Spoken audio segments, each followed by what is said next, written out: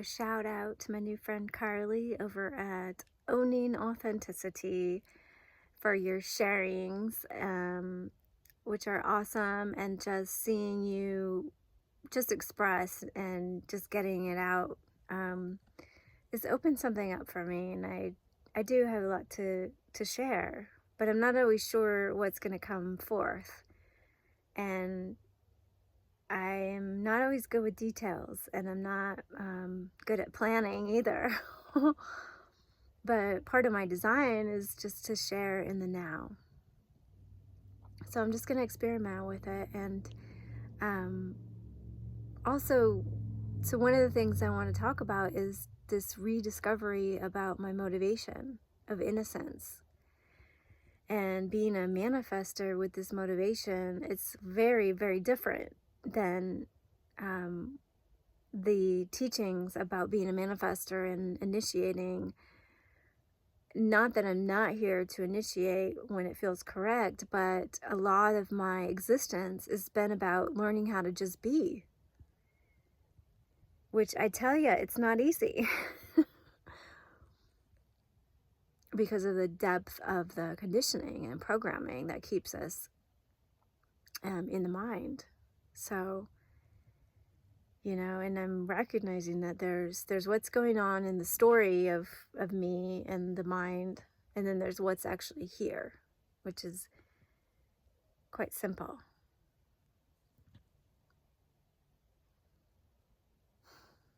So no matter what's going on in the body or the mind, what's really here is the awareness of all that, the beingness.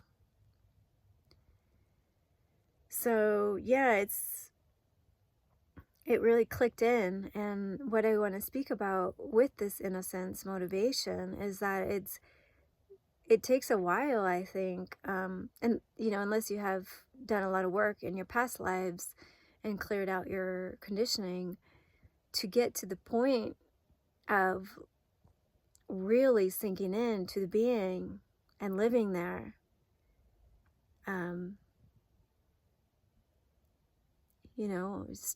It's still very much in process here.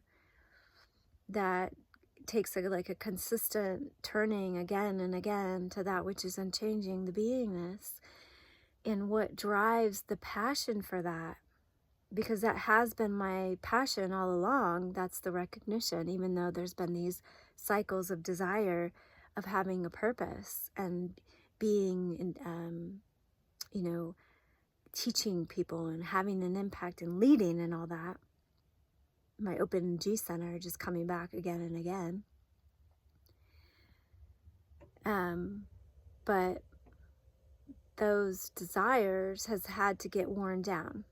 So that desire system that we all carry, even if you don't have the motivation innocence, but perhaps the desire is stronger in those with the motivation of innocence. But my point is that it's been 12 years of this and still feel that motivation, and I'm learning to discern. And so here I am sharing.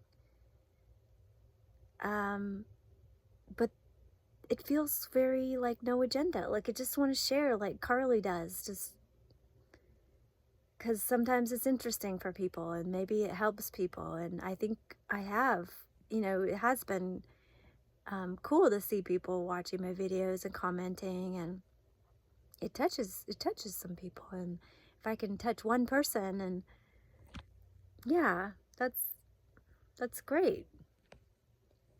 But really, it's just there's this pressure in my throat and my mind that's just like, speak, just get it out. So yeah, just to be really compassionate and gentle and patient with ourselves as with the motivation innocence, that desire mechanism comes from a very deep old place, and to remember, put it in perspective, that we've been living as the not self in programming for lifetimes, hundreds of lifetimes, or hundreds of thousands of years. And this is the lifetime that we get to wake up And this is the time that we're getting to wake up. But that mechanism, on the journey, in the deconditioning process, that desire system to lead and to be important and to be somebody and to be somebody who knows something, all of that stuff is going to come up so it can be felt like there's an energy to it in the body. I've been talking about this a lot. It's an energy in the body that needs to be released. And this is the emotional body needs our love. And the beingness is the love. So recognizing the space, the beingness as that space of love that the character is looking for in the desire system. It's to look for that love outside of ourselves. And in this process of unwinding and unraveling, we recognize that, wow, I can be that space of love for myself. And how incredible to discover that. And in that discovery, there's something that just is like ripping through here that's just releasing more and more and more. It's like, and it cycles around again and again. The same stuff will cycle in order to give us a chance to see the mechanics of it, to see the innocence of it, and to see that it doesn't touch who we really are. And that's a process.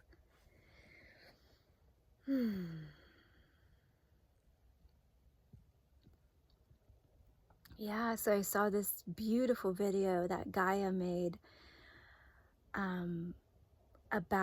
with Ra's original teachings about the innocence motivation. And there was something inside that was just like, yes, I recognize that to be true.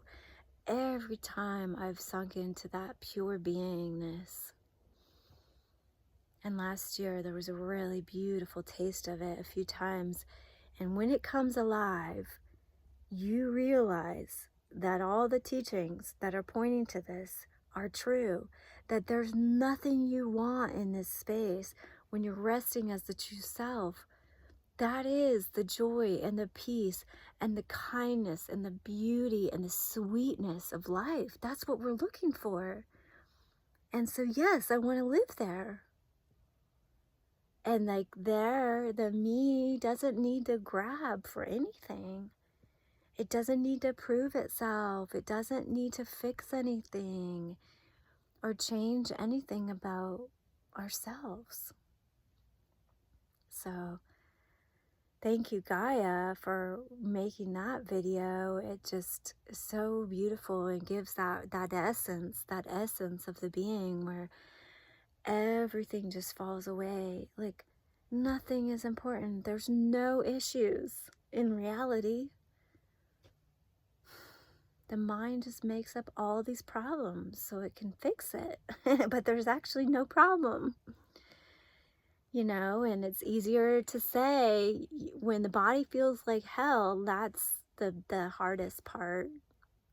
That's the hardest time, when the mind is saying there's something wrong. But I've seen again and again that is the process of purification. How this form moves through the energy is by getting fatigued and it slows me down, and then the emotion can come forth, and the compassion and the love and the kindness and the sweetness of the true self can come forth for all these frozen and shattered aspects and fragmented aspects of the ego that never got that love and that don't know themselves to be the self yet.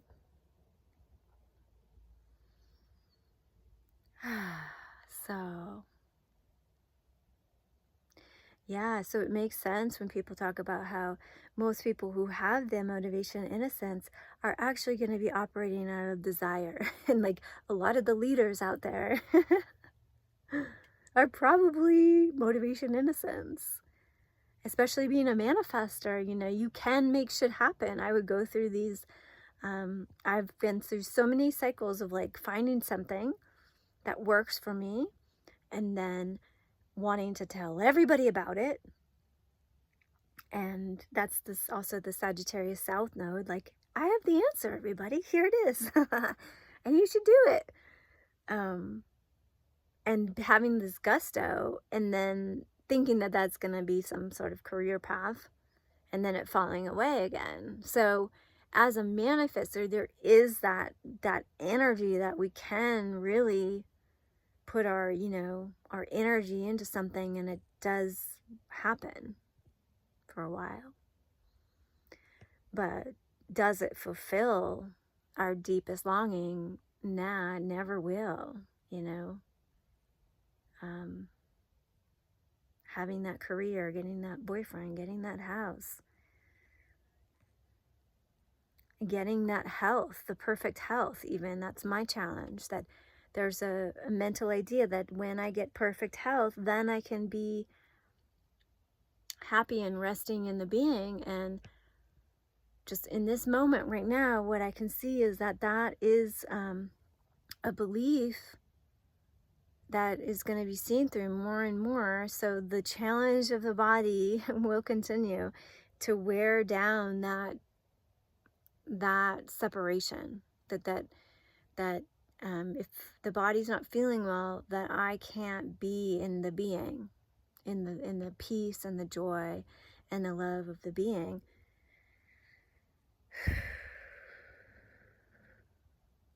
That's a very strong belief system of identification with the body.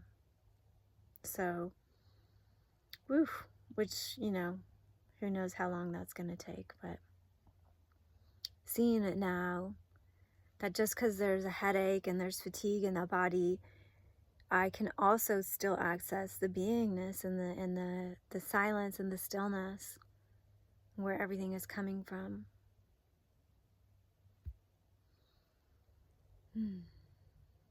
So that's it. Very important information if you're a manifestor, to know that you're also, if your motivation is innocence, it really changes everything. And yet you'll still have to go through, we all still have to go through the wearing down process to seek what we think will make us happy, and then see that it doesn't. And then that shatters a level of conditioning, so we can come back into our own original frequency. So thanks for watching, and hope that's helpful. Much love to you on your journey home.